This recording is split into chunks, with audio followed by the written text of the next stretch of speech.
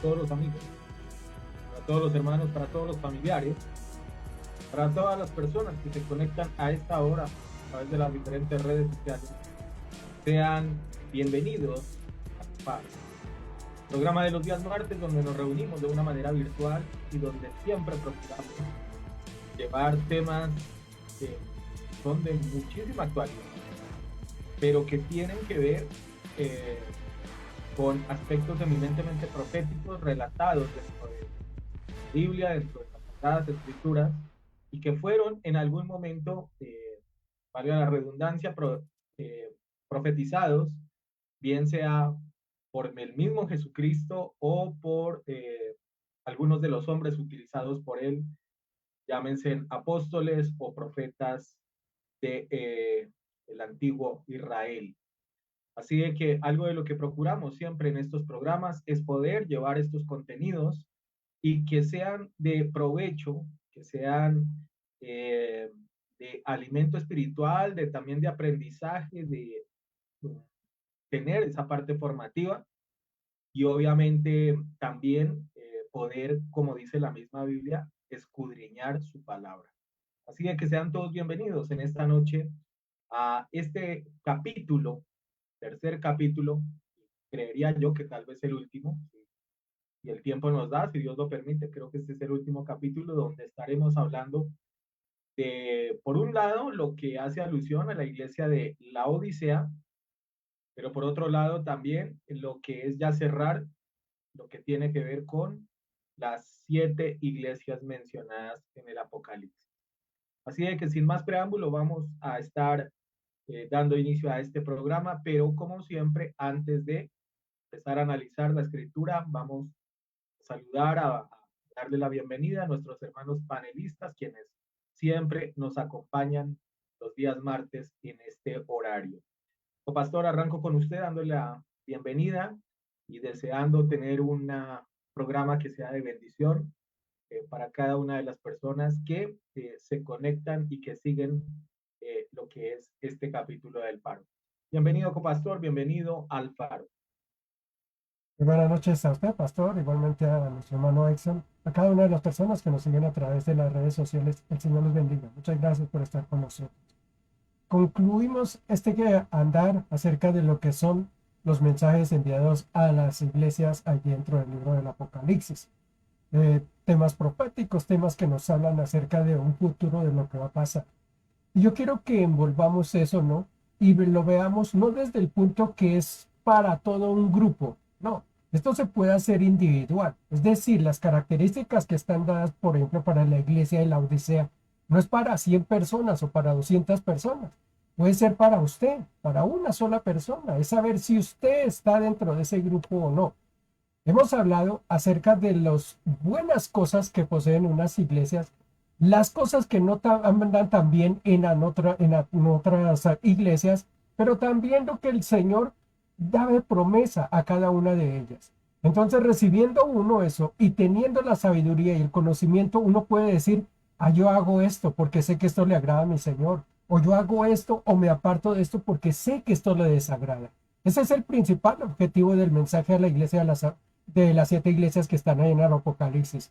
No solamente para hablarnos de lo que va a pasar allí, ¿no? De ver a ver el futuro, qué va a pasar. No, es para darnos cuenta dónde estamos. Y después de que vemos este estudio, ustedes pueden empezar a decir, yo me encuentro en este lado, tengo que corregir aquello, gracias al Señor que en esto me está enalteciendo. Esa es la ventaja de uno entender muchas veces la escritura. Dios les bendiga. Hoy concluiremos con esto que es la Odisea, la última carta enviada a una de las iglesias allí en el tiempo del Señor. Dios les bendiga. Ya seguimos en un momento. Igualmente también le doy la bienvenida en esta noche a nuestro hermano Exxon. Y igualmente también deseando tener un programa donde podamos aclarar muchas de las cosas que son mencionadas dentro de la escritura y tal vez dar luz a las personas que eh, nos siguen, que ven, que se interesan por cada uno de estos contenidos. Así de que, hermano Exxon, bienvenido en esta noche a un nuevo programa del FAN.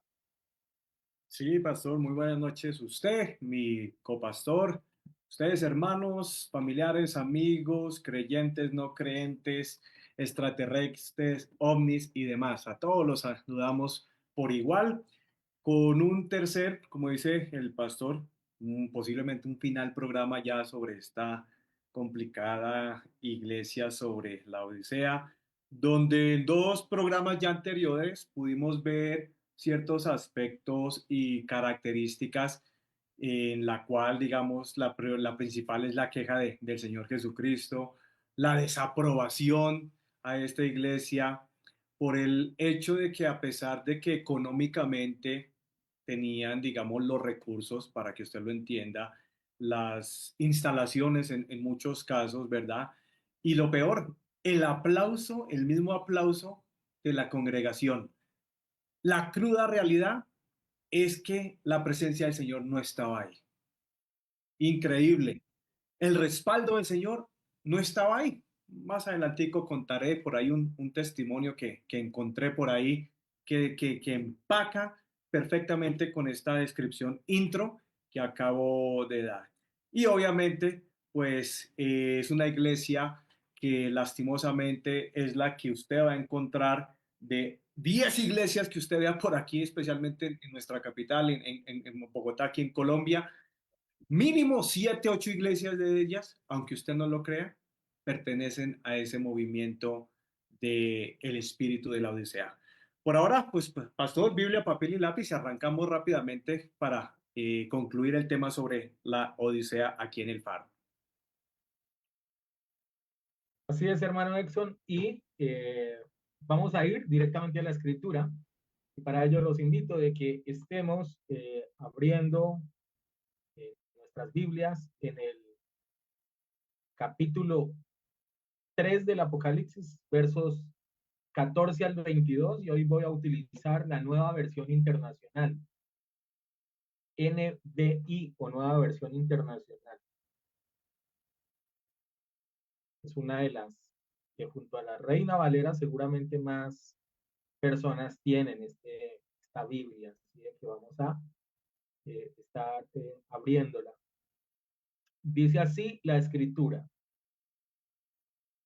Escribe al ángel de la iglesia la Odisea.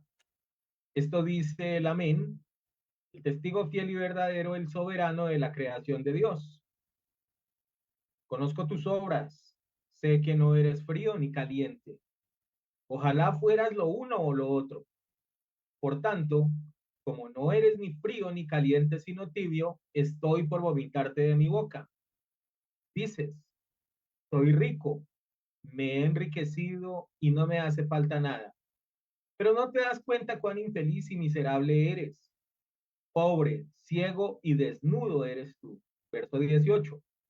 Por eso te aconsejo que de mí compres oro refinado por el fuego, para que te haga rico, ropas blancas para que te vistas y cubras tu vergonzosa desnudez. Además, colirio para que le pongas en los ojos y recobres la vista. Verso 19. Yo reprendo y disciplino a todos los que amo. Por lo tanto, sé fervoroso y arrepiente.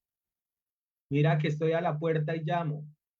Si alguno oye mi voz y abre la puerta, entraré, cenaré con él y él conmigo. Al que salga vencedor, le daré el derecho de sentarse conmigo en mi trono, como también yo vencí y me senté con mi Padre en su trono. El que tenga oídos, que oiga al Espíritu lo que dice a las iglesias. Está ahí la escritura.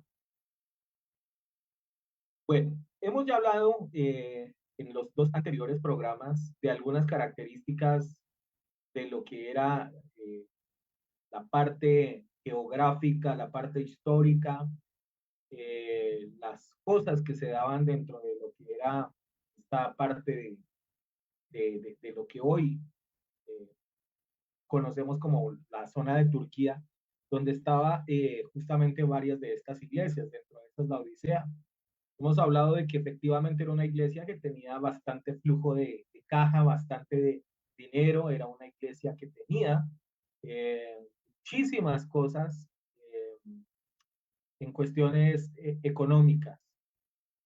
y que por esa razón eh, se sentían autosuficientes, se sentían que tenían todo bajo control y que eso de alguna manera dentro de la parte eminentemente espiritual y obviamente a nivel de iglesia, causó de que se alejara inclusive de algunas cosas referentes al Señor.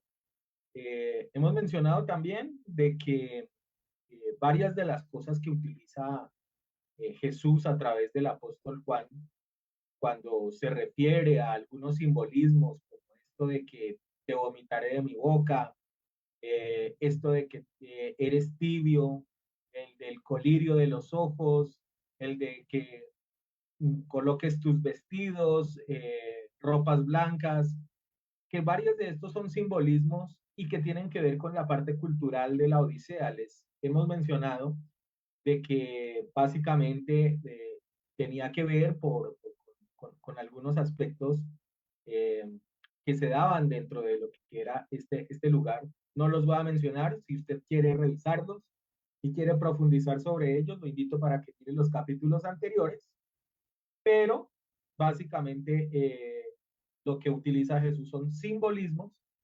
referentes a lo que era, y por eso habla en ese sentido, en cuestiones a lo que es esta iglesia de la Odisea. Pero, ¿qué podemos encontrar y qué podemos ver dentro de las características que hemos venido analizando hasta este momento? La primera, que definitivamente era una iglesia pudiente, o es una iglesia que tiene buena cantidad de dinero, es una iglesia que eh, tiene bastante, eh, digamos, posesiones, digamos, recaudos. Es una iglesia que no tiene ningún tipo de necesidad. Y advierto, no significa que la plata o el dinero sea malo, ¿no?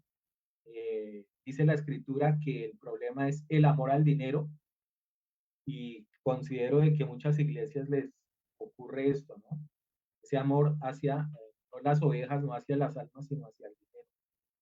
Por otro lado, también hemos hablado de que cuando se refiere a cuestiones de tibieza espiritual, tiene mucho que ver con algunas maneras, algunos aspectos que justamente se dan dentro de las congregaciones y que es uno de los aspectos que muy probablemente vemos muy direccionados dentro de las congregaciones hoy en día. Finalmente, para ya darle paso al copastor, algo de lo que también hemos visto es que esta iglesia había tenido algunos aspectos que eran buenos, interesantes, y que incluso el Señor, por ejemplo, en la versión, ¿no? Reina Valera dice, ojalá regresaran a sus orígenes, pero justamente algo de lo que ocurre es de que ellos han venido alejándose, han venido metiendo inclusive enseñanzas que no tienen nada que ver con enseñanzas bíblicas. Este domingo, inclusive domingo anterior, mencioné el caso de uno de los pastores que son más seguidos eh, por, por la gran mayoría de personas que inclusive llevan tiempo, digamos, en el Evangelio, pero con enseñanzas que son eh, bastante alejadas de lo que realmente es la revelación venida directamente del Señor. No lo voy a mencionar tampoco ya a fondo porque el domingo pasado lo hice, pero simplemente para que usted lo tenga en cuenta y se dé cuenta, valga la redundancia, de que hay muchas cosas que se han venido infiltrando de las congregaciones no sanas y que la gente no tiene como la capacidad de discernir ni siquiera de analizar si lo que están recibiendo de parte de uno de los hombres que están predicando y que tal vez tiene más seguidores es algo correcto, son enseñanzas buenas o si son enseñanzas acomodadas. O pastor, voy con usted. eh, acerca de eso que mencionan, de que la iglesia o es, permítanme, yo les voy a poner el versículo nuevamente, le dice allí, ojalá pues es frío o pues es caliente. Mire lo que dice allá, esa palabra, dice, ojalá pues es frío, ojalá pues es de algún lado, pero no ande ahí divagando que no sabe ni para dónde va. Esa es una de las características de esta iglesia, es la que uno tiene que buscar si dentro de mi vida se da o no. Y ahí es el peligro donde radican muchas cosas. Mire que el Señor está diciendo, o sea es frío o sea es caliente, cualquiera de las dos, pero defínase de qué es. Cuando personas que no quieren conocer exactamente a fondo qué es la palabra, qué implica ser yo sobre un cristiano, no le interesa nada, es gente que va ahí por el mundo y de eso pasa, mire, yo le digo la mitad del mundo, anda simplemente diciendo, yo tengo una religión, no, yo soy esto, yo soy aquello, simplemente, solamente porque viene de sus abuelos o de sus padres o de lo que sea, porque la sociedad lo manda así, ¿no? O porque allá me siento bien, voy un día, como en muchas iglesias cristianas protestantes hoy un día pasa, ¿no? Voy a una reunión porque allá puedo saltar y esto, porque hay música y acá hay rock y no sé qué. No, uno tiene que verificar realmente por qué está yendo a una iglesia y si realmente yo conozco cuál es el sentimiento de esa congregación o qué es lo que se da allí. Por eso se habla que es frío o caliente, o realmente amas a Dios o definitivamente dices eres un ateo y no crees absolutamente nada. Pero así es como se tiene que definir la iglesia. Nosotros la semana pasada tocamos algunos puntos, o a través de estos programas hemos tocado algunos puntos acerca de qué significa ser frío o caliente, porque ahí dice, bueno, los fríos ni necesita que sea caliente si quiere estar con el Señor, o si es frío, pues apártese. ¿Qué características tiene una persona para ser frío o caliente?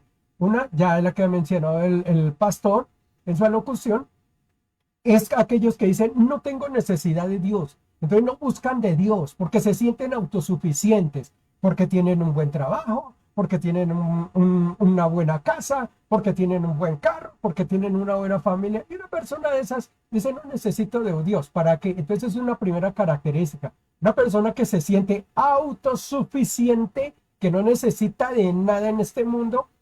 Ese es una primer llamada de una persona que puede estar fría realmente, o sea, no tiene un calor espiritual. Otra característica que yo les hablé la semana pasada es personas que no se preocupan por la enseñanza de la palabra, ni se preocupan si hay errores doctrinales y no les importa siquiera combatir. Y eso es una cosa muy importante. La gente muchas veces va a una iglesia y no sabe ni lo que se predica ni en qué se cree. La gente va a una iglesia solamente esperando a ver si me hacen un milagro. Yo estoy necesitado porque tengo una enfermedad, o estoy necesitado porque estoy pasando por una situación difícil de dinero. Entonces van a la iglesia esperando un milagro. Eso está pasando mucho, sobre todo en las iglesias protestantes, donde van buscando al Señor. Bueno, también en las católicas, porque recordemos, por ejemplo, con esos imágenes donde ellos se arrodillan, ¿no? Y lastran sus pies. Ahorita hace Semana Santa, ustedes recuerdan cómo se golpeaban las espaldas y todo, ¿no? Y la gente piensa que eso realmente es doctrinal, que eso está dentro de la palabra. Y ahí uno es donde se da cuenta qué escasez hay de aprendizaje de la palabra, qué ignorancia hay dentro de la palabra. Y eso, aunque no lo crean, lo hace es una persona fría, una persona que es tibia, que no conoce la palabra. ¿Cómo es que yo como cristiano no sé lo que me enseñó el Señor Jesús? ¿Cómo es que no conozco las escrituras cuando en el libro de San Juan, el Evangelio de San Juan, nos dice la palabra del Señor que nosotros debemos de escudriñar? Es una orden. Tenemos que escudriñar, conocer de qué se trata la palabra. Pero existe una ignorancia total acerca de la palabra. Muchas veces ni siquiera conocemos ciertos conceptos. Hoy casualmente, hoy es 20 de mayo, mire, hace 1700 años, para algunos que no conocen, hace 1700 años, ¿sabe qué? Nació la Iglesia Católica Romana, un 20 de mayo. Para aquellos que dicen que no, que eso nació por allá cuando el Señor Jesús, no, no, no, eso es historia, eso es historia. Realmente, después de que el Señor Jesús parte hacia los cielos, hay una división ya. A partir de ese momento había un tal Arriano que empezó con una doctrina donde decía que Jesucristo era una creación y no era una esencia de Dios. Miren que eso hoy en día todavía por ahí hay iglesias que hacen eso, ¿no? Creo que los testigos de Jehová son un fundamento de esos donde niegan la deidad de Jesús. Ya en ese tiempo, imagínense, se fue Jesús y ya estaban buscando eso. Entonces habían varios conceptos, varias cosas que se empezaron allí a decir. Unos decían eso, otros aquello. Entonces se hizo un concilio, que fue el concilio de Nicea, año 375, o sea, hace 1700 años, un 20 de mayo.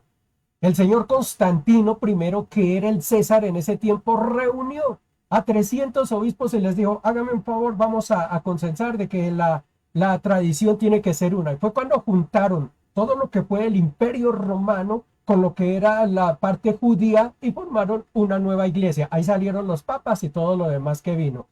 Esa comunión que llegó ahí, de una vez empezó a dañar lo que es la doctrina, la verdadera doctrina, porque a los judíos, que son realmente de donde viene toda esta doctrina, la raíz judía, a ellos se les quitó, se les hizo de un lado y entonces mezclaron fue las costumbres paganas que se estaban haciendo en ese momento con una doctrina naciente que era el cristianismo. Ahí ya empezamos mal. Eso es fundamentación, eso es conocer de qué doctrina yo vengo, de dónde viene toda esa doctrina.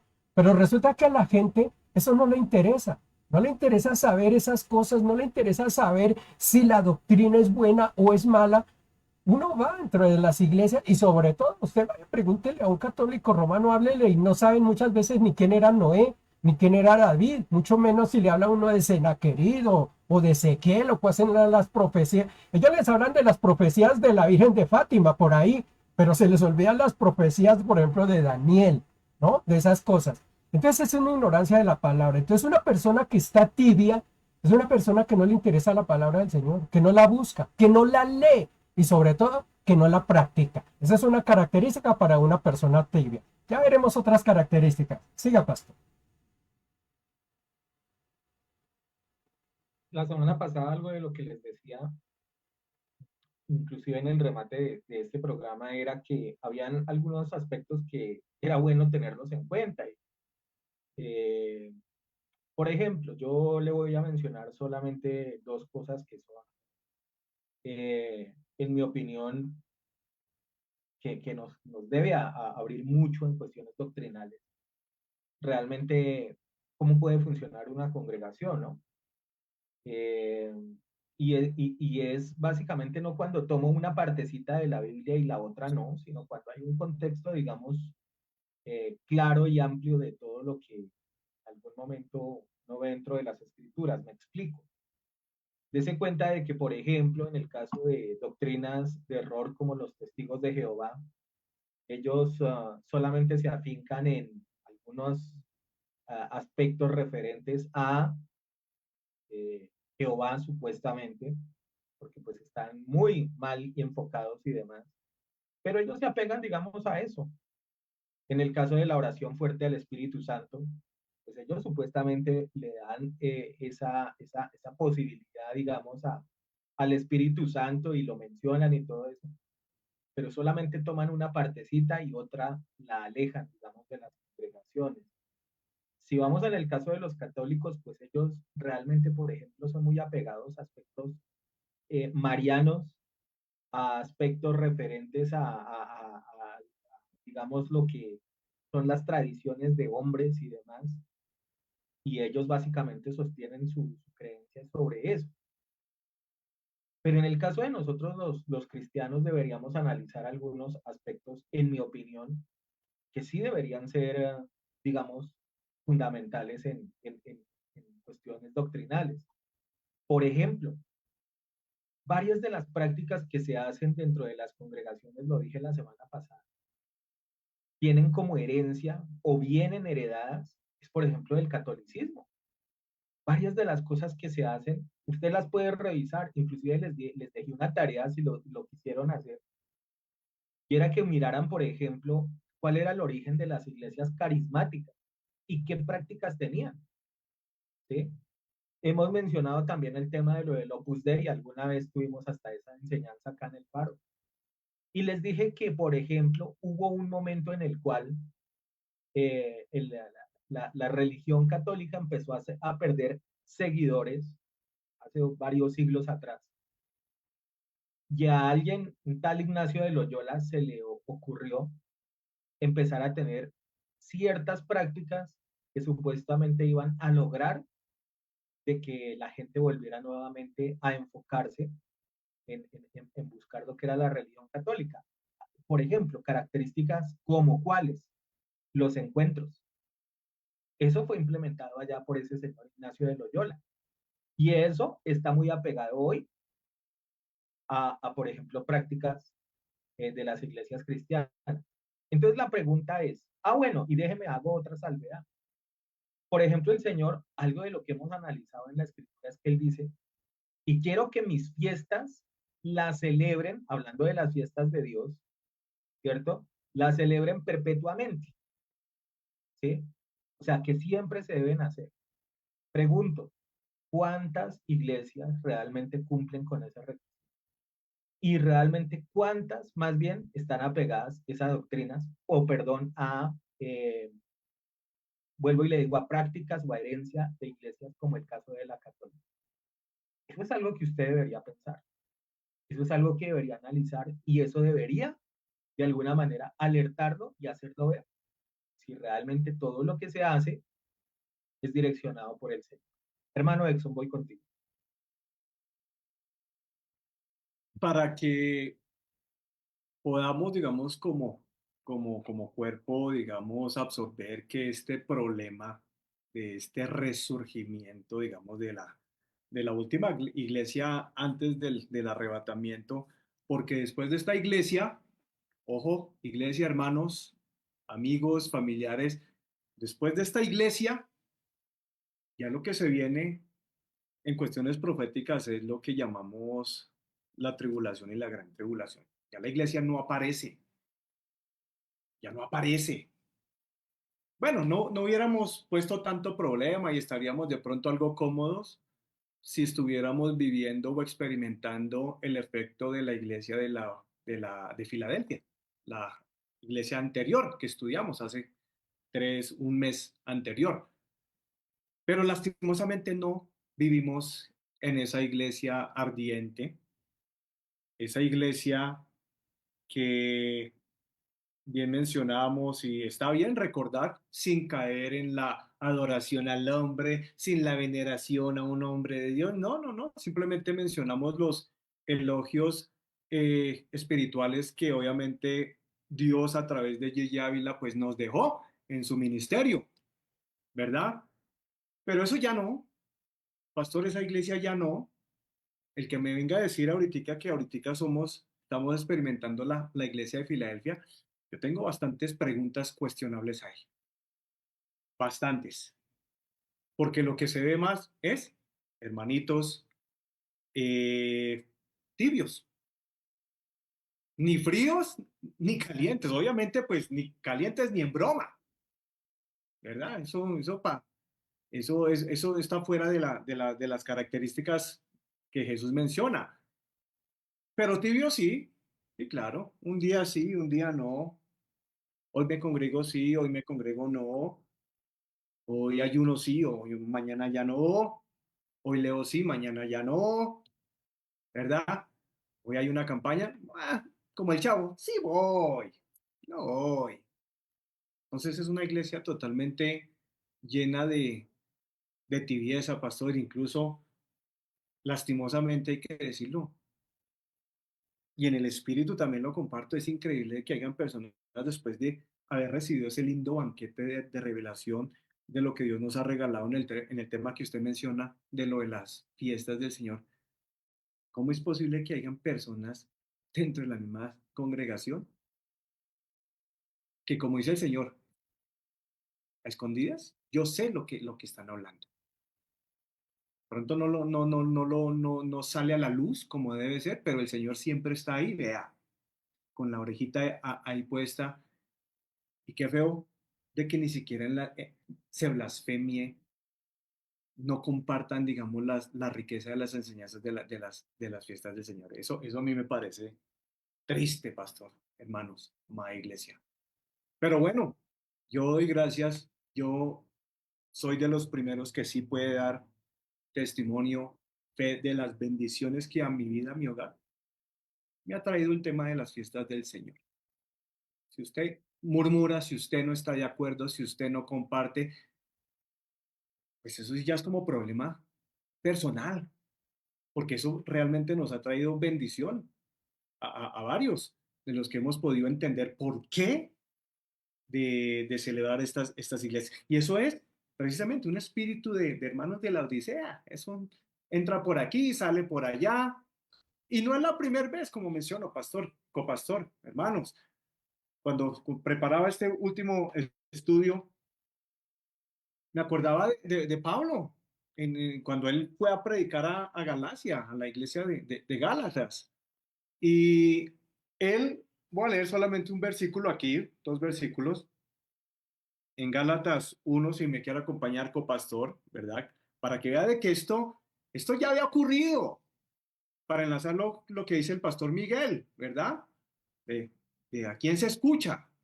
Dice Gálatas capítulo 1, versículo 6 y 7, no más. Y arranca así Pablo, vea. Estoy maravillado.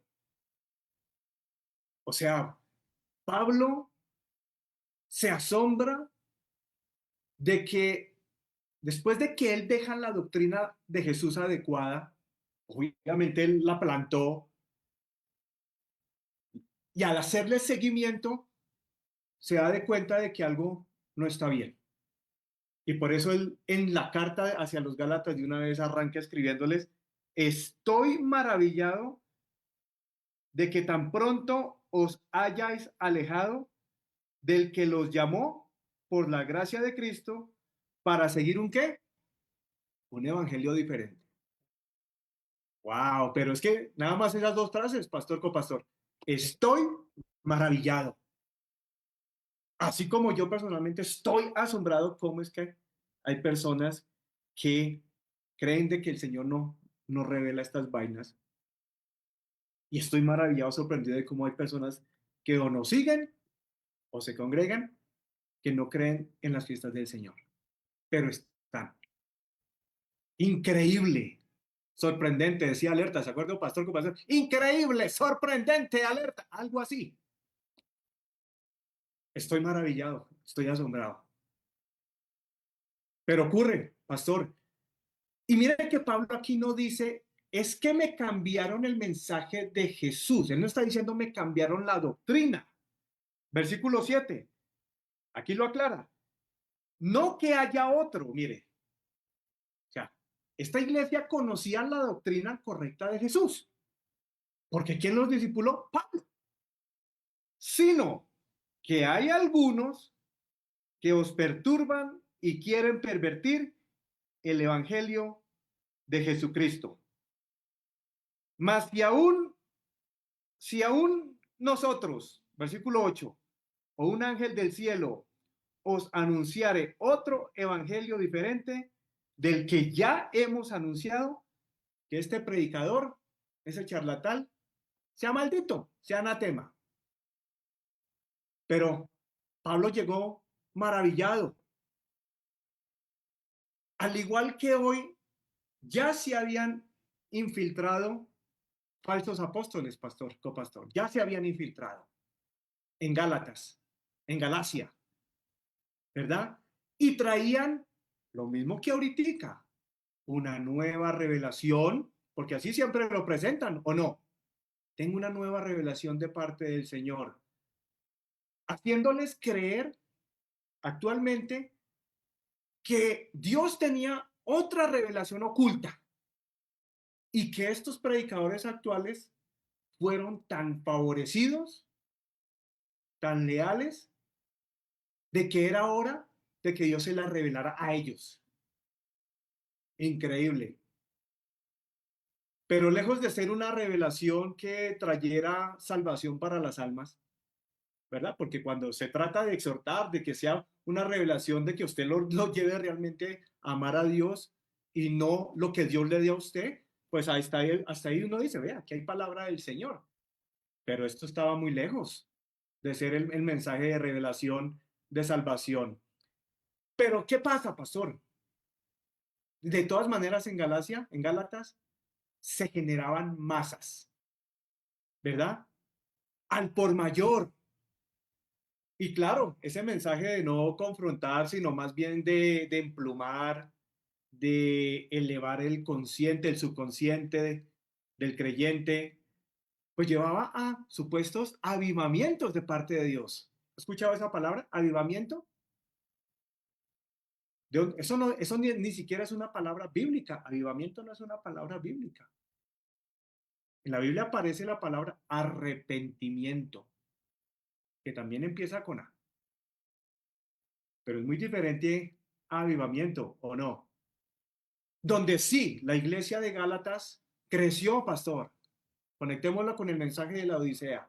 Creció, prosperó de una forma impresionante, ¿verdad? No por la persecución de Roma, sino más bien por la charlatería, por la palabrería, por los mensajes motivacionales, por los mensajes que le engrasaran el ego a la persona. Y por eso es que dice Pablo que esta gente, que estos predicadores caigan en maldición por el daño tan severo que le hacen a las congregaciones. Llenan, claro que sí, llenan facilidades, llenan edificios, pero salvación brilla por su ausencia ese mensaje ahorita, pastor. Brilla por su ausencia el mensaje de salvar almas. Y algo que también brilla por su ausencia en estas iglesias es el discernir espíritus. Eso ya no, usted encuentra usted sí, mujeres de faldas hasta los tobillos, encuentra de todo tipo de personajes, pero personas que usted vea que sean buenos como para discernir quién llega a predicar a un púlpito y quién no. No. Y mire que Jesús aquí en Apocalipsis, en la Odisea, versículo 18, dice Jesús, por eso te aconsejo, ya después de que los vacía, ustedes que se creen ricos, que se creen millonarios, que porque lo tienen todo, pero déjenme decirles de que ustedes son un montón de ciegos, pobres y desnudos. Me fascinó esa palabra ciego, pastor, copastor. ¿Por qué? ¿Qué fue lo que se levantó? Lo que usted menciona con el tema este de la misión carismática. ¿Por qué de forma no coincidencial se levantó este logo? La visión. Y mire que aquí Jesucristo dice ciegos, pero no. Los predicadores de ahora tienen ese logo, la visión. Hermano Edson, ¿usted se quiere unir a nuestra visión? Hermano Miguel, ¿por qué no abrimos una célula en Colombia, un ministerio, pero con nuestra visión? Sí, nosotros sí hemos escuchado ese tema, pastor copastor, yo sé que sí. La visión. Y Jesús aquí menciona en la Odisea, ustedes un montón de ciegos. Ciego y visión, como que van muy a la par. El problema es de que para Jesús, la visión de esta gente, nada que ver. Nada que ver. Pasaron 21 siglos, pastor, más o menos desde este texto aquí, digamos, de Gálatas, ¿verdad? Donde vuelvo y reitero, Pablo quedó maravillado, estoy asombrado, estoy en shock. Después de que se les predicó de Jesucristo, sí, estas iglesias actuales no niegan a Jesús abiertamente, seamos claros, váyase a cualquier iglesia de los apóstatas de hoy y ellos van a mencionar Jesús es el Señor y Jesús es el camino, la verdad y la vida. Eso lo van a hablar, como pasaba en Gálatas. El problema es que después de eso empezaron a agregar su propia visión. Ya la visión no es la del Señor a través de la palabra. ahora la visión es a través de las marihuanadas del hombre.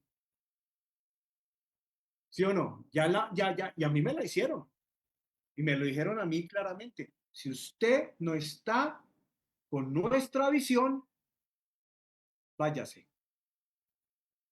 Increíble. En el siguiente segmento empiezo a desglosar un poquito ese tema que usted mismo dio como sugerencia, si nos da el tiempo, pastor. Pero dice Jesús, por eso les aconsejo, versículo 18 de Apocalipsis 3. Por eso yo les aconsejo que de mí compren oro refinado por el fuego para que ahí sí se hagan ricos. Oiga, es increíble que la Odisea por plata no sufría, por recursos, por buenos templos, por buenas calles, por buenos centros comerciales. Había Villegas, como dice Ricardo normalmente, había Villegas, había oro. Pero, ¿qué tal, pastor, si y esta gente podía comprar, tenía acceso a plata, pues podían comprar ropa fina de lana, ¿sí o no? Ellos tenían platica, podían comprar buenas prendas. Pero ¿qué tal si esta iglesia le hubiera servido un poquito de persecución? Hubiera sido fenomenal, porque la persecución, digamos, de Roma, te lleva a ti, de alguna forma, como que a replantear dónde uno está espiritualmente. Pero cuando no hay persecución, pastor, la gente sigue como si nada, anestesiada. Y lastimosamente aquí en la Odisea no había persecución. Dios no permite de que haya una persecución al nivel de las otras, al nivel de, digamos, de Esmirna, que fue la iglesia de la persecución. No, aquí todo es bien, todo es avivamiento, todo es luces, todo es humo, todo es buena música. Y eso me lleva a pensar claramente de que estamos en esa iglesia, pastor. La conocemos. Sigamos avanzando, paz, copas, porque hay más daticos que debemos aportar como equipo. Pero, iglesia, hermanos, a mí se me pone la piel, como dice Amparo Grisales de A. Se me eriza la piel al entender que estamos presencialmente viviendo la iglesia de la Odisea antes del arrebatamiento. Pastor. Sí, déjeme, le quiero mencionar solamente rápidamente, yo creo que hoy no vamos a terminar este estudio, creo que nos va a quedar otro programa, que hay todavía cositas por mencionar. Pero quiero mencionarles un par de cositas que me parecen son importantes y son características que encontré, lo voy a mencionar literalmente, de cómo fue el inicio de la iglesia carismática católica. Y usted mismo va a sacar sus propias conclusiones. Mire lo que dice, relacionándose o viendo, digamos, lo que tiene que ver con la renovación carismática católica, movimiento carismático católico o renovación del Espíritu Santo ha sido definida como una corriente de gracia dentro de la Iglesia Católica que integra comunidades y grupos de oración y de alabanza, los cuales se caracterizan por la práctica del carisma, como por ejemplo, hablar en lenguas, intercesión, oración comunitaria, retiros espirituales y jornadas incluso de sanación. Bases fundamentales sobre las que se sostiene su espiritualidad. Esto inclusive fue registrado en un documento hecho en Malinas en 1974. Dice que esto se originó a partir de la apertura del Concilio Vaticano II y más tarde fue acogido ya directamente por la Iglesia Católica. La expresión renovación carismática proviene del ministro luterano Harald Bresnan, quien en 1962 comenzó a emplear términos como carismáticos para referirse a las actividades de las iglesias protestantes históricas e inclusive tradicionales, confrontando el término neopentecostal y habló de la renovación carismática en la iglesia histórica. Pablo VI, Papa, designó a Leo José Suenens, uno de los moderadores del Concilio Vaticano II, como su representante en la renovación carismática católica, identificando profundamente con ella este cardenal belga, y sus escritos oficiaron como guía y soporte eclesiastial inicial a dicho movimiento. La renovación carismática fue aceptada como movimiento católico en 1973 durante el pontificado de Pablo VI. Le pregunto a usted, esas características que se mencionan ahí no son las que hoy en día están implementadas en la mayoría de iglesias cristianas. Yo veo que la gran mayoría de las cosas que ellos trajeron y que decidieron en algún momento para acoger nueva gente, son varias de las prácticas que hoy en día han mantenido iglesias precisamente para que crezcan. Y el problema, digamos, es, vuelvo y le digo, en mi opinión, si es que si nosotros somos apegados a este tipo de prácticas, entonces, ¿por qué le damos tanto palo a la Iglesia Católica en ese orden de ideas? Porque entonces, si es que nosotros estamos apegados a lo que ellos en algún momento han considerado como algo correcto, se ha venido implementando dentro de las iglesias cristianas, entonces no entiendo hacia qué punto entonces estamos direccionándonos. Son cosas que son, en mi opinión, ilógicas. O sea, no entiendo cómo todo este tipo de cosas, porque todas tienen un común denominador, y es el crecimiento.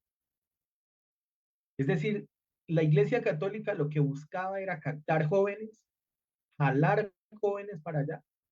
¿Y qué cree que está haciendo la Iglesia Cristiana? Está haciendo exactamente lo mismo para captar nuevas almas.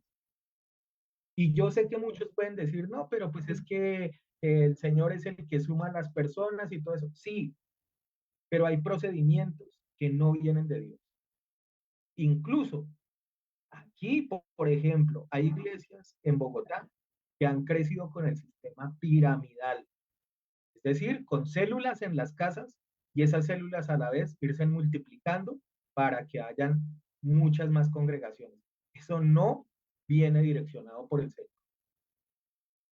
Entonces, a mí sí me preocupa y me pongo a pensar, ¿cómo es posible que en algunas cosas no nos demos cuenta de que muchas de esas iglesias, aunque le coloquen por fuera título de iglesia cristiana tal, tal, tal, sus fundamentos, sus prácticas, sus principios e inclusive lo que está insertado dentro de ellas para lograr el crecimiento, tiene mucho que ver con prácticas de lo que fue el movimiento carismático católico, que lo acabé de leer, fue implementado inclusive por el Concilio Vaticano, y quien le dio vía libre a eso, inclusive fue el Papa Pablo VI a comienzos de los años 70. Entonces, ¿en qué estamos? O sea, ¿qué realmente es lo que nosotros estamos analizando? ¿Qué es lo que realmente nosotros estamos viendo? Y yo siempre les he dicho, ojo con el tema doctrinal, porque aparentemente todo eso suena bonito, todo eso es maravilloso. Ustedes se dieron cuenta, y lo mencioné la semana pasada, algo de lo que ellos hacían era, por ejemplo, o practicaban era encuentros, y algo de lo que ellos se dieron cuenta que era un gancho para jalar gente, era el tema de la música. Y no estoy en contra de la música, porque la música, de hecho, fue creada por Dios, y sé, como músico lo digo, que es una herramienta maravillosa para acercar la presencia de Dios. Pero ¿qué pasa? Es que eso ya lo estamos llevando es a otro tipo de ejecuciones, a más un tipo concierto, a más un tipo de movimiento de emociones, que realmente a lo que es un tema eminentemente espiritual. Pastor, voy con usted. Cuando menciona esa parte de que las iglesias, su objetivo es crecer, crecer y crecer, multiplicarse, no es que estemos en contra de que las iglesias crezcan, porque al fin y al cabo ese es el objetivo de esta parte. Si nosotros miramos a Jesús, ¿cuál fue lo que le entregó, digamos, a los apóstoles? Vayan y multiplíquense, vayan y busquen almas, ¿no? O sea, desde un principio el objetivo era que la iglesia creciera, se multiplicara. El punto va es los objetivos. ¿Para qué quieren captar personas? Y hoy en día los objetivos son para tener una iglesia gigantísima, grandísima, sin importar el alma de las personas, ¿no? Sino tener una iglesia grandísima. Algunos incluso lo harán por dinero, ve tú a saber, otros lo harán simplemente por orgullo o por lo que quieran ustedes. Pero el objetivo principal, cuando Cristo los envió a los apóstoles a multiplicarse, a crecerse como congregación, como iglesia, el objetivo que era salvar almas. Y evidente, y está a través de los mismos apóstoles. Mire que ellos se murieron y cuál de ellos fue rico o fue millonario o montó, digamos, tenía las grandes cantidades de vacas que en ese tiempo se medía por eso la riqueza. ¿Cuál fue el rico de ellos? Pablo mismo lo dice. Él ni siquiera tenía dónde dormir, dónde descansar. O sea que el objetivo es lo que tiene que medir una iglesia, hacia dónde voy. Eso que habla nuestro hermano es la misión de crecer, pero ¿a qué? O sea, solamente por tener una iglesia y tener mucha gente y ponernos allá dentro de las páginas sociales que somos la iglesia que más adeptos tiene. Ese no es el objetivo. El objetivo es mirar cuántas almas de esas realmente está salvando una iglesia o está llevando a un camino de salvación. A eso es como se tiene que medir realmente una congregación, una iglesia. Y el problema de esas congregaciones es justamente eso, que está llena es de gente tibia, porque no conocen la palabra, porque no les importa conocer la palabra. Mire que otra de las características justamente que quiero mencionar en esta noche, que permítame, aquí las tengo anotadas, ya les digo, una de las características es pérdida del sabor como cristiano. Sabor como cristiano. Nosotros tenemos que, aunque no crean, oler a cristianos, saber a cristianos. La palabra del Señor me dice que nosotros somos ¿qué? La sal de esta tierra. Dice, nosotros somos la luz de este mundo. En Estados Unidos a mí me pasó un hecho. Trabajaba en una compañía de aire acondicionado. En cierto tiempo mi jefe se enfermó, tuvo un golpe allí. Entonces yo quedé responsable de aquello. Yo, como cristiano, yo siempre llegaba y trabajaba, hacía mi trabajo sin que nadie me estuviera mirando, ni tenía que llevar un libro para escribir qué era lo que hacía, o si venía un jefe salir corriendo a esconderme ahí mismo. No, porque yo sabía mis funciones, yo sabía lo que tenía que hacer. Mi jefe volvió como a los 10 días de la incapacidad. Entonces se encontró con otras personas que trabajaban dentro la misma edificación y esas personas le dijeron a mi jefe, ¿qué tal si celebramos y nos vamos por de las muchachas? Vamos a celebrar, fiesta, rumba y aquello. Y él dijo, listo, nos vamos. Entonces ellos le dijeron, y dígale allá al parcero ese que usted tiene. Y él les dijo, no, él no va a ir, porque él es cristiano. ¿Y sabe cuál fue la respuesta que ellos le dieron a mi jefe? Lo digo porque mi jefe me lo contó después. La respuesta que ellos le dijeron, de razón. Oiga, mire eso. Yo no me había dado cuenta. No le estaba contando a nadie que era cristiano, pero mis hechos, mis obras hablan de quién soy. Realmente la gente se da cuenta quién soy. Donde yo voy, yo tengo que ser diferente. Tengo que hacer la diferencia. Lamentablemente hoy, muchos de los cristianos, cuando la persona dice, es que yo soy cristiano, yo asisto a una iglesia protestante, la gente dice, ¿usted es cristiano? Quedan sorprendidos. ¿Cómo así que usted es cristiano? Y usted hace esto, usted hace aquello, usted hace... Imagínense, se confunde con todo mundo. Esa es una persona tibia, una persona que no demuestra su personalidad. Yo tengo que ser cristiano, no en la iglesia, no haya sentado como hacen los católicos rezando un Padre Nuestro, un Ave María. Yo no demuestro que soy cristiano con una camándula, o no demuestro cristiano cuando voy a una iglesia protestante y me siento todos los domingos o los días que haya que de pronto vayan. Yo no demuestro en eso ser cristiano. ¿Sabe dónde yo demuestro ser cristiano? Afuera, con la demás gente, cuando llego a una diferencia, cuando yo soy luz, cuando yo soy sal. Una persona que no hace eso es una persona que es tibia, una persona que no vive la vida cristianamente, porque el ser cristiano es vida, una forma de vivir. Si usted no hace una forma de vivir, no tiene una forma de vivir como cristiano, entonces es una persona tibia, es del común, como cualquier otro. Esa es otra característica, hay que tener cuidado. ¿Qué testimonio doy afuera? Siga, pastor. Y de una vez también le doy el cambio de versión para que sigamos avanzando. Se le escucha algo bajito, pastor, para que ajuste el micrófono en la próxima rondita. Mire, es cierto, copas, es cierto. Dice Jesús, por sus frutos los van a Ujú. conocer. Yo sé que el hermano Edson para muchas personas es fastidioso, es mamón. Este man, ¿cómo va a ser un hombre de Dios? Y jode, ¿cómo es que Dios llama a estas personas? Pues sí, Dios llama a personas precisamente algo imperfectas, algo atravesados, como decimos popularmente, ¿verdad? Pero ¿qué quiere que le diga, hermano? Si esa es la personalidad mía, pero a mí póngame a dialogar, a pelear por las cosas del Señor. Todos los días me agarro con alguien en las redes sociales, Pastor Copas. Todos los días. Eso recientemente ahí vengo con un familiar ahí que lo amo y oro por ese familiar, porque es familia, sangre. Pero eso es un bombardeo ahí, eso del ataque a los pastores, el ataque a la iglesia del Señor. Pero eso sí, nunca ataca la iglesia de la familia tradicional. Ahí sí, con que se arruga, ¿no? Le digo, se le arruga, ¿verdad? Porque prefieres el aplauso, le digo a este familiar. Pero hay que pagar el precio, hay que hablar, hay que dialogar, hay que confrontar, ¿verdad? Con términos bíblicos, obviamente, ¿no? No con los humanos, sino con palabra, defender la doctrina. Y mire de que complementando lo que el pastor menciona sobre sí ese movimiento, digamos, a través, digamos, del texto que nos leyó ahí, como un poquito de la historia, pero yo se lo reduzco, digamos, a dónde es que empieza realmente esa visión carismática a afectar a la iglesia del Señor. Y yo sí no tengo problemas dando nombres, pastora Magle, yo sí con eso, Señor, no me pongo el carbón en la boca. Y más cuando esta fue prácticamente la razón hace más de 10 12 años, porque por esta razón fue que al hermano Edson lo echaron de una iglesia, por esta misma razón.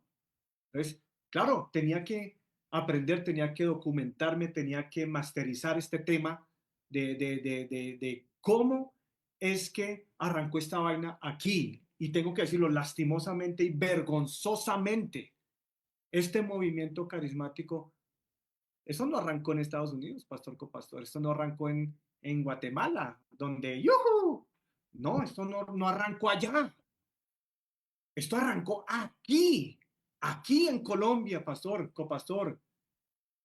No coincidencialmente, más o menos unos 10, 12, 15 años en los 80s, con este hombre aquí de la avenida de la Caracas, creo que es la Caracas, si no estoy mal, por donde va el estadio, por donde queda el estadio, creo que es Carrera 30, la carrera 30, pastor. Usted, gracias por la corrección. 30 con Américas.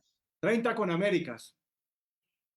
Y mira que el diablo sabe, el diablo conoce los tiempos, él sabe que viene el arrebatamiento, él sabe que tiene que acelerar el proceso de entontecer, de dormir, de desviar a la iglesia del Señor.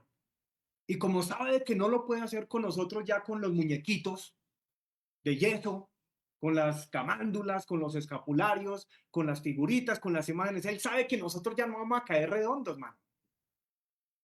Pues él obviamente tiene que ingeniárselas y como es el padre de la mentira, dice Jesús, ¿cierto? Pues el man empieza, bueno, ¿qué hago? Me imagino con esa reunión con los demonios, bueno, ¿qué hacemos, llaves? ¿Qué hacemos, parceros? Que viene Jesús y la iglesia está ahí calientica. Infiltrarse, pastor. Y arranca con el centro misionero, la misión carismática, ¿a través de quién? De César Castellanos. Yo sí lo digo abiertamente, porque si no se le enseña a la gente, la persona que uno sabe que está en unas herejías, la idea es ayudar a ellos de que, hey, ¿cómo así? Para que ustedes mismos empiecen a investigar. Sí, muchos de nosotros hemos, digamos, de alguna forma disfrutamos, digamos, de la música, de las alabanzas que ellos, por la calidad, digamos, del sonido, por la forma en que lo presentan. Pero un momento, Dice la palabra, oiga, tomamos lo bueno y desechamos lo que no es de Dios. Retenemos lo bueno y desechamos lo malo, ¿verdad? Y arranca este ministerio de este tipo por los 80s, donde, claro, el tipo tiene el problema de ahorita de muchas congregaciones. Y esto pasó en Estados Unidos, pastor con pastor, donde nosotros nos congregábamos. El problema de que mi iglesia no crece. Hay que hacer algo. Y en vez de pelar rodillas, en vez de ir a los fundamentos bíblicos, ¿verdad? De la oración, pero no oraciones de 1 hora, no ayunos de mediodía, de 3 horas, vigilias de un día, no. Eso toca es a la época de Gigi Ávila, hermanos, donde realmente haya poder de Dios que se manifieste. Y muy lejos de que este tipo se metiera con el Señor en los 80s, el tipo dice que se fue de vacaciones. Se fue de vacaciones, creo que fue a Cartagena o San Andrés, alguno de esos lugares aquí en Colombia. Y dice que allá recibe la supuesta revelación de la visión, pastor. Y así la llama, la visión. El tipo se desespera, no ve el crecimiento, ¿verdad? Y tiene una supuesta revelación de cómo Dios le iba a confiar una iglesia, y no cualquier iglesia, pastor. El tipo en su orgullo, y eso a mí me causa mucha impresión, porque lo dice con una arrogancia ahí en su libro, eso usted lo puede comprar y descargar en el internet, en el libro de él de la visión, lo dice, es que a mí el Señor me dijo, miren las palabras, me dije, sueña, César, sueña en grande, ni siquiera un poquito, sueña en grande, porque esa va a ser la iglesia que usted va a pastorear y las almas van a ser prácticamente como las estrellas del cielo y como la arena del mar. Usted sabe a quién Dios realmente le dio esa promesa. Ujú. Y hace un buen tiempo, al patriarca Abraham. Entonces, miren cómo arranca una supuesta visión de parte de Dios con un tipo, obviamente, que no venía de un ayuno, que no venía de un retiro espiritual, nada. El man estaba allá en las playas echando playa. Y allá se le aparece el Señor supuestamente en una revelación. Para mí, porque yo no me quedo con los datos ahí a medias, listo, vamos a ver si el tipo 20 años después, 25 años después, se le cumplió, vamos a ver si se le cumplió la tal promesa. Porque el man dice que naciones por todo lado, almas va a tener la iglesia más grande, y me empiezo a filtrar, bueno, ¿dónde carajos es que este tipo tiene entonces iglesias actualmente formadas? Para mi sorpresa, y dice Pablo, estoy maravillado, todos los países de Centro y Suramérica y obviamente en Estados Unidos ya tiene su iglesia, ya tiene su célula, ya tiene su local. Oiga, ¿no es muy parecido al sistema, como ya menciona el pastor, como al sistema católico? Porque todo lo que es Centro, Sur y Norteamérica es dominado por ellos. Pero qué coincidencia que de fuera de este lado del continente, más hacia allá, allá sí no llegó la tal visión. O sea que el Señor hace a excepción de personas. No les alcanzó la visión para llegar a Irak ahorita, para llegar allá a Palestina, a Gaza, a Turquía, ¿verdad? Estos sitios que usted ahorita ve en las noticias de alto conflicto, miren, por allá sí no llegó la visión. Y ahí es donde uno empieza a cuestionar, ¿por qué? ¿Acaso Jesús no viajaba de aldea en aldea, de pueblo en pueblo? No decía, este sí, este no. Lo mismo los apóstoles. Y de acaso murieron precisamente por llevar el evangelio a lugares donde es muy complicado predicar de Jesús. Complicadísimo. Pero eso es lo que pasa precisamente en la iglesia de la Odisea. Países donde han extendido, sí, claro, su visión, la de ellos, no la del Señor. ¿Son exclusivamente estos países fáciles de manipular, pastor? ¿O no? Son facilísimos de manipular. ¿Por qué? Porque como el latinoamericano ya siempre ha sido religioso por tradición, pero también perezoso por historia, es fácil manipularlos. Es fácil decirles, y como entraba en conflicto con este familiar en las redes sociales, hermano, usted siempre me va a ver denunciando tanto al yuca católico como al pastor que recientemente mató por allá una pelada en algún lugar, bien hecho asesino, va para la cárcel, hermano, porque Dios no hace excepción de personas. Y si tiene que denunciar del uno, va a denunciar del otro. Tan sencillo. Y le preguntaban a César Castellano, porque ese nombre es como mercadeo, ¿no, pastor? Movimiento Misionero Carismático. Y le preguntaron, oiga, ¿y usted por qué no colocó esto movimiento misionero evangélico o pentecostal? Y el tipo le responde, es que lo que pasa es de que no queremos, ¿verdad? Fue una estrategia. Así lo escribió él en su libro. Es que fue una estrategia que se nos vino a la mente, una estrategia de mercadeo, no espiritual, mercadeo. Porque al quitarle la palabra evangélico, pentecostal, ¿verdad? Bautista, inmediatamente iba a evitar un rechazo y una apatía de algunos sectores. ¿O no? ¿Sí o no? Como hay actualmente iglesias que centro de avivamiento esto y nadie sabe de que eso es cristiano hasta que alguien como que investiga. ¿Sí o no? No saben. La iglesia del poder de algo. Nunca lo relacionan con las cosas de Dios. Y eso es una alarma, pastor. Porque no dice el mismo Señor Jesucristo, el que me confiese delante de los hombres, yo lo voy a confesar delante de la presencia de mi papá. Pero el que me niegue, y todo arranca hasta incluso hasta desde un eslogan, desde un título de mercadeo. ¿Cuál es la pena? ¿Cuál es la vergüenza de decir, soy cristiano, soy evangélico? Y obviamente este tipo la tenía clara. No, es que esto no es por el evangelio, esto es por un plan de crecimiento mundial, carismático, donde yo me voy a ganar el aplauso de multitudes. Totalmente se las ganó.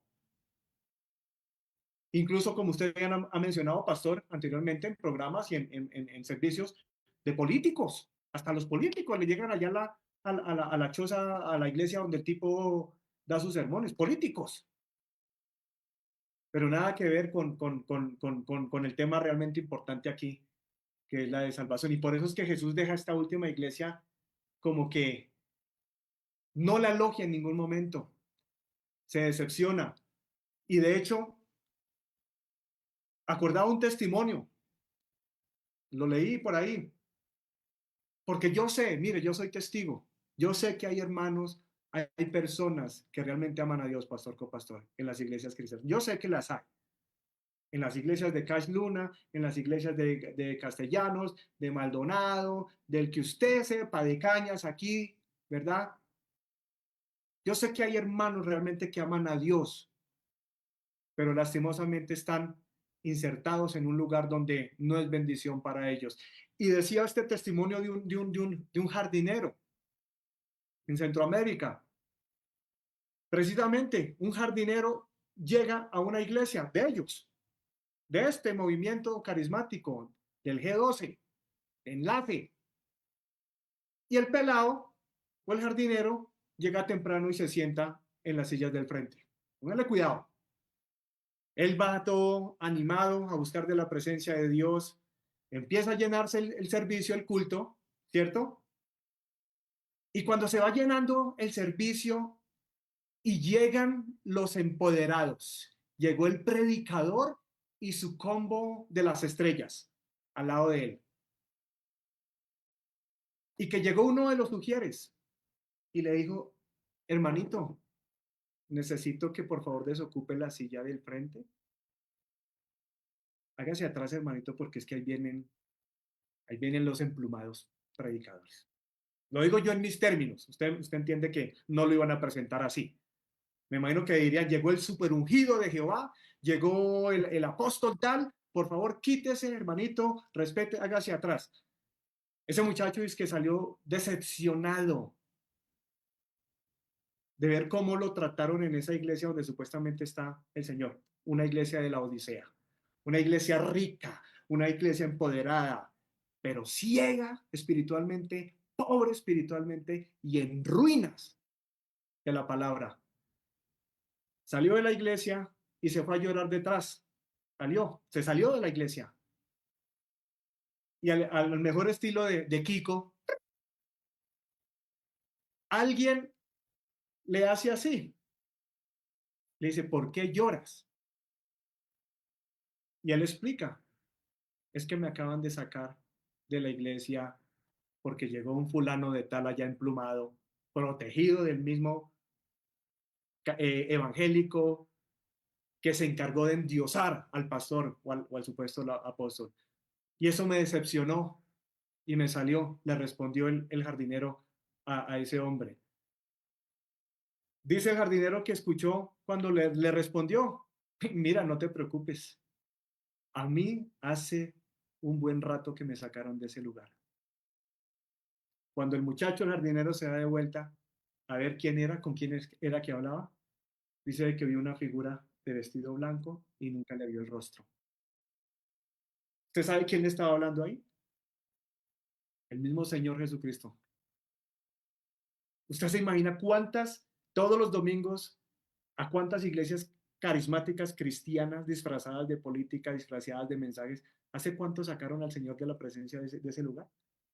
Hace rato.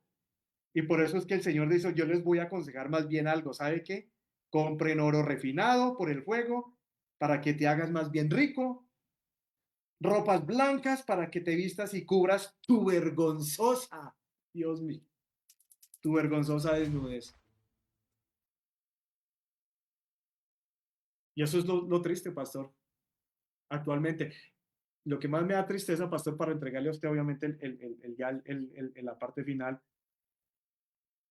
es más doloroso ver cuando en una iglesia donde realmente nosotros nunca apuntamos al dinero, nunca apuntamos a quitarles nada a los hermanos, ¿verdad? Si dan, dan, si no dan, el problema es de ellos, al fin y al cabo la bendición es individual, no es de grupos, ¿verdad? No tocamos temas realmente que afecten la economía de nadie, ¿sí o no? Nos abstenemos. Pero aún así, pastor, la misma iglesia ni siquiera lo aprecia, lo valora. Y no se van como por los medios adecuados, ¿no? Si usted le cambia el mensaje, pastor, desde este domingo y empieza a hablar solo cháchara y a decirles qué lindos son en el Señor, qué preciosos son en el Espíritu, hermana, no se preocupe por ese pecado, hermano, no, hermana, no, siga chismoseando, siga criticando, siga murmurando. Hermano, usted, pastor, usted llena esa iglesia, en cuestión de semanas. Pero no, nos negamos rotundamente a negociar la doctrina del Señor y continuaremos con la iglesia pequeña mientras Él lo permita y mientras por lo menos nos da la estrategia espiritual adecuada para ir en busca de unas almas de la forma adecuada, pastor. Continúe. Sí, definitivamente. Ya para ir cerrando lo que es el programa por esta noche, solamente esto es para que usted sopese, digamos de alguna manera, los orígenes y las prácticas de varias de las iglesias que usted mismo conoce y que usted mismo se da cuenta. Por ejemplo, hoy en día algo que también está muy de moda es el tema de los apóstoles, ¿no? Entre ellos mismos se nombran, hoy en día ya no sirve ser pastor, sino toca ser apóstol, y si no es apóstol toca ser profeta, y bueno, en fin, cantidades de cosas, ¿no? Y realmente se ha venido dañando lo que ha sido la parte formativa del cristianismo.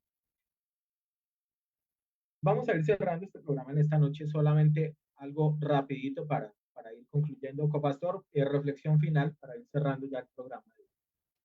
Quedamos pendientes de otras cositas que vamos a ver, porque ya vemos que los tibios sobreabundan dentro de las congregaciones. Y este es un llamado. a que miremos a nosotros en qué lugar estamos. Tibio, ¿qué significa? Entonces, cuando nosotros nos damos cuenta de qué significa, es mejor, como dice la palabra, o mejor seas frío o mejor seas caliente, pero decida de qué lado está. Dios los bendiga, nos vemos la semana entrante.